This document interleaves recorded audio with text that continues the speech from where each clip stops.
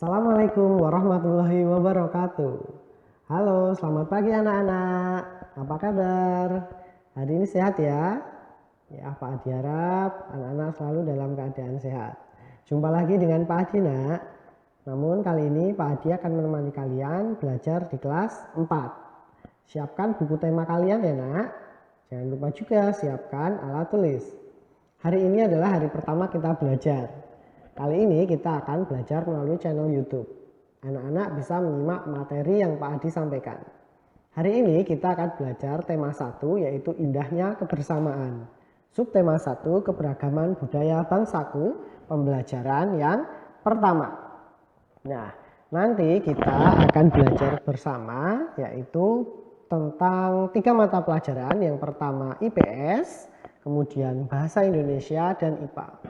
Di IPS kita akan belajar tentang keragaman sosial, ekonomi, budaya, etnis, dan agama. Sedangkan Bahasa Indonesia nanti kita akan mempelajari tentang gagasan pokok dan gagasan pendukung. IPA kita akan belajar tentang sifat-sifat bunyi dan keterkaitannya dengan indera pendengaran. Nah, IPS keragaman sosial, ekonomi, budaya, etnis, dan agama. Contohnya seperti ini, nak. Namanya keragaman itu artinya beraneka ragam, bermacam-macam. Contoh yang paling mudah adalah agama. Di lingkungan tempat tinggal anak-anak atau di Indonesia ini agama bermacam-macam. Ada agama Islam, ada agama Kristen, ada agama Katolik, ada agama Hindu, ada agama Buddha. Nah, anak-anak menganut agama apa? Oh, Islam ya, semua Islam ya. Walaupun berbeda-beda agama, kita tetap harus rukun karena kita tetap satu kesatuan, yaitu Indonesia. Selain keragaman agama, ada juga keragaman budaya, etnis, dan bermacam-macam suku. Ada suku Jawa, suku Sunda, suku Dayak, suku Bugis, dan banyak sekali. Indonesia kaya akan budaya seperti itu. Anak-anak termasuk suku apa yo? Iya, suku Jawa.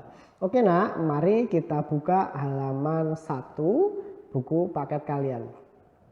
Sudah dibuka, nak? Di sana anak-anak akan menemukan bacaan berjudul Pawai Budaya. Ya kan? Nah, apakah tadi malam anak-anak sudah membaca? Oh, belum. Kalau belum nanti dibaca ya, atau menyimak YouTube ini sambil membaca tentang Pawai Budaya. Di bacaan Pawai Budaya ini nanti anak-anak akan menemukan beragam suku. Ada suku dari Maluku, ada Toraja, ada dari Bali, ya kan? Nah, di bacaan itu nanti anak-anak akan menemukan tentang budaya-budaya yang berbeda. Contohnya yaitu budaya tentang baju atau pakaian adat. Di bacaan itu dari Maluku, sana dijelaskan memakai baju adat namanya celena. Seperti itu gambarnya, anak-anak bisa melihat ya. Yang laki-laki menggunakan kemeja putih dan jas berwarna merah dan topi yang tinggi seperti itu. Kemudian ada alat musik khas Maluku namanya tifa. Nah, tifa itu bentuknya seperti itu. Anak-anak bisa melihat, kira-kira tifa ini dibunyikan dengan cara apa, nak? Iya, dipukul menggunakan tangan ya. Kemudian yang dari Bali ada yang namanya alat musik cengceng. Nah, cengceng itu seperti itu. Ada 2 buah kemudian dipukulkan begini. Ceng ceng ceng. Ya, begitu. Itu namanya alat musik cengceng yang berasal dari Bali. Kemudian baju adat Maluku seperti itu. Kalau anak-anak belum pernah lihat, alat musik dari Maluku tifa seperti itu. Kemudian selain dari Maluku dan Bali ada juga yang dari Toraja. Di bacaan di halaman 1, rombongan dari suku Toraja itu yang perempuan menggunakan baju adat bernama poko. Nah, poko itu bentuknya seperti itu, anak-anak bisa melihat.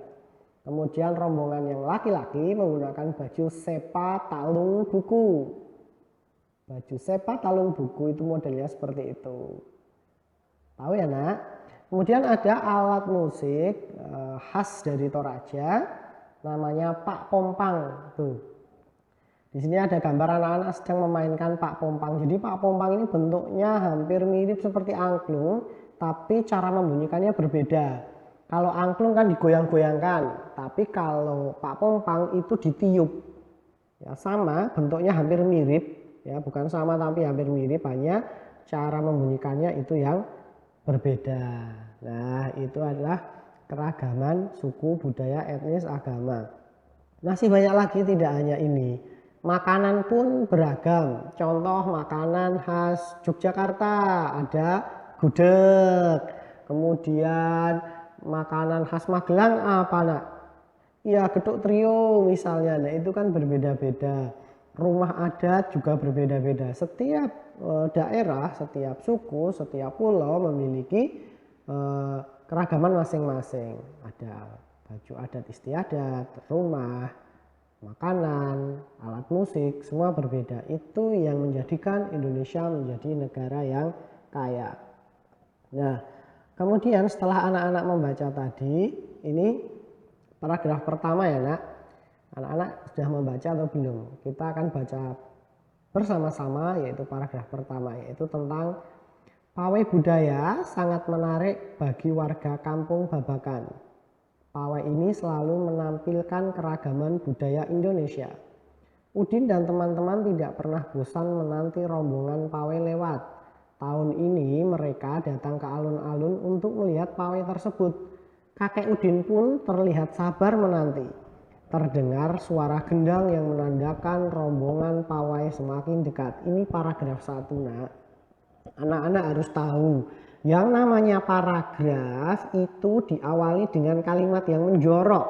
Menjorok itu agak ke dalam, yaitu pada kata pawai itu kan agak ke dalam, ya, tidak menonjol. Itu namanya paragraf. Nah, dalam paragraf itu terdiri dari beberapa kalimat. Ya kan, anak-anak tahu kan kalimat itu apa? Ada yang tahu? Ya, pinter. Kalimat adalah rangkaian atau kumpulan kata-kata yang memiliki makna yang diawali huruf kapital dan diakhiri tanda baca akhir. Tanda baca akhir itu ada 3. Ada tanda titik untuk kalimat berita, tanda tanya untuk kalimat tanya, dan tanda seru untuk kalimat perintah atau larangan. Nah, ini merupakan paragraf. Dari banyak kalimat di paragraf ini sebenarnya nak hanya ada 2 jenis kalimat, yaitu kalimat utama dan kalimat penjelas.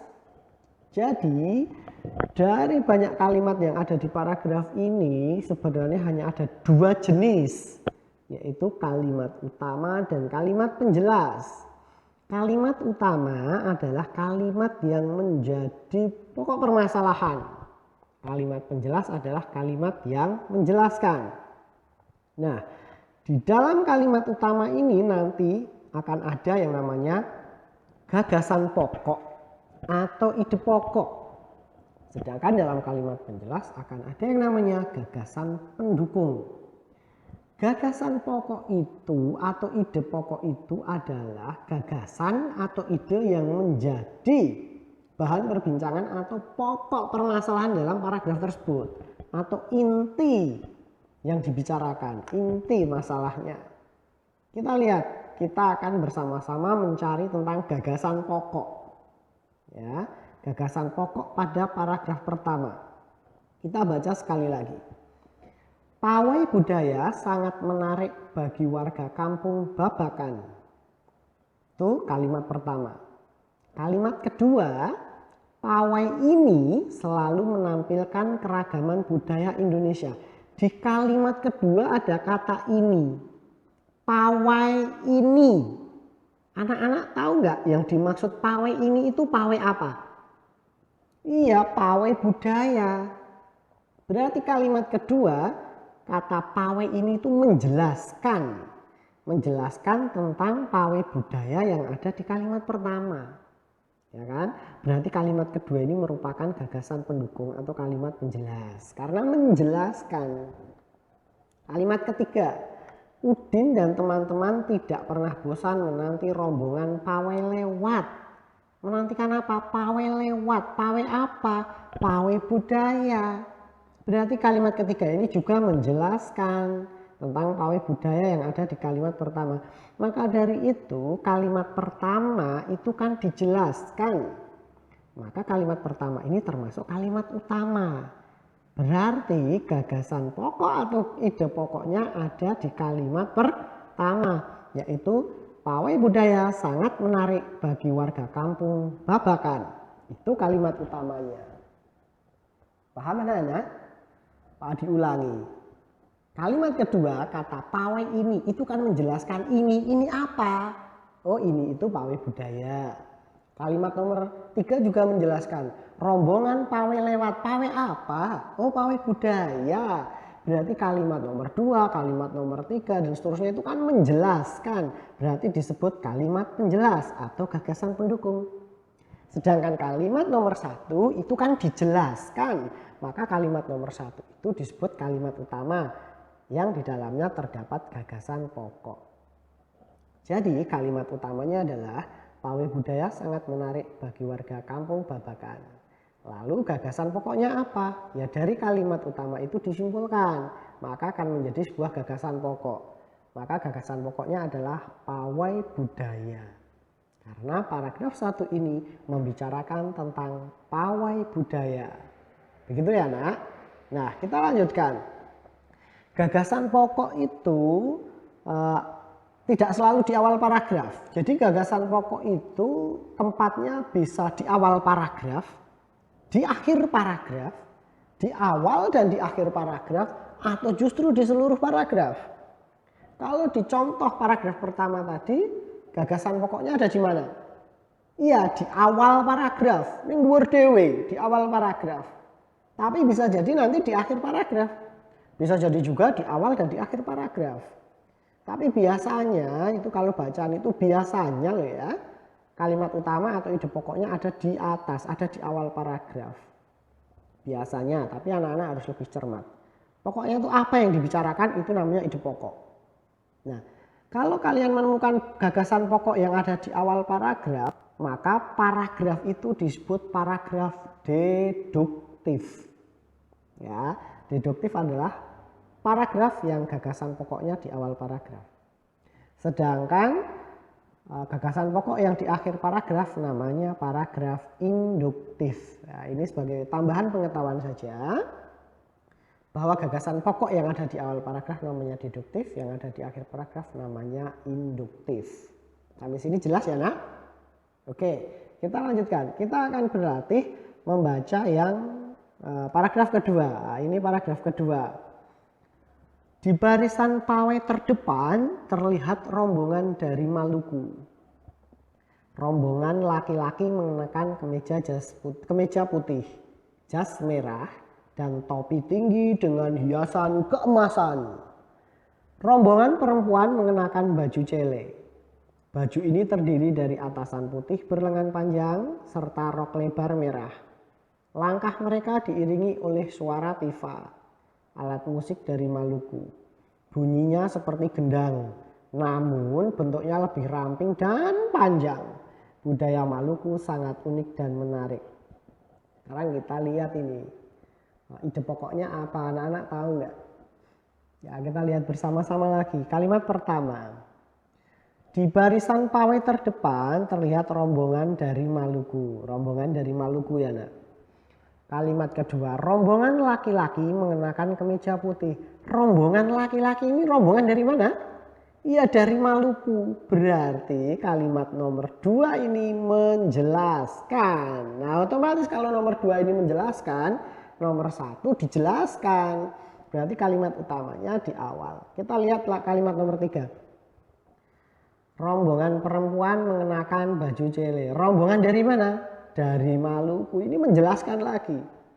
Baju ini terdiri dari atasan putih, berlengan panjang, serta rok lebar merah. Ini juga menjelaskan. Langkah mereka diiringi oleh suara tifa. Mereka itu siapa? Ya, rombongan dari Maluku. Berarti kalimat nomor 2, kalimat nomor 3, kalimat nomor 4 ini menjelaskan kalimat nomor 1. Kalau menjelaskan maka disebut kalimat penjelas. Nah, yang dijelaskan itu namanya kalimat utama. Bunyinya seperti gendang namun bentuknya lebih ramping dan panjang. Budaya Maluku sangat unik dan menarik. Di akhir ini ada seperti kesimpulan, nah, budaya Maluku sangat unik dan menarik. Ini juga menjelaskan kan, menjelaskan budaya dari rombongan Maluku. Maka dari itu kalimat utamanya ada di awal, di barisan pawai terdepan terlihat rombongan dari Maluku. Kalimat terakhir itu juga bisa menjadi kalimat utama, budaya Maluku sangat unik dan menarik. Maka paragraf ini kalimat utamanya ada di awal dan di akhir. Maka ide pokoknya adalah ada di awal dan di akhir.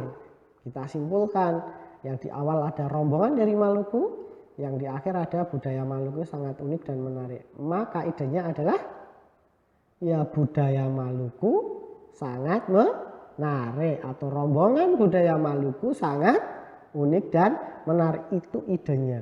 Jadi sebenarnya mudah, nah, ide itu adalah apa yang dibicarakan. Ya, sampai sini jelas ya, Nak?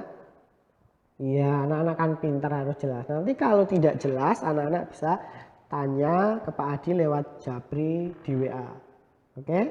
Nah, nanti anak-anak baca sendiri di rumah didampingi Bapak Ibu sampai selesai, sampai paragraf akhir itu ya.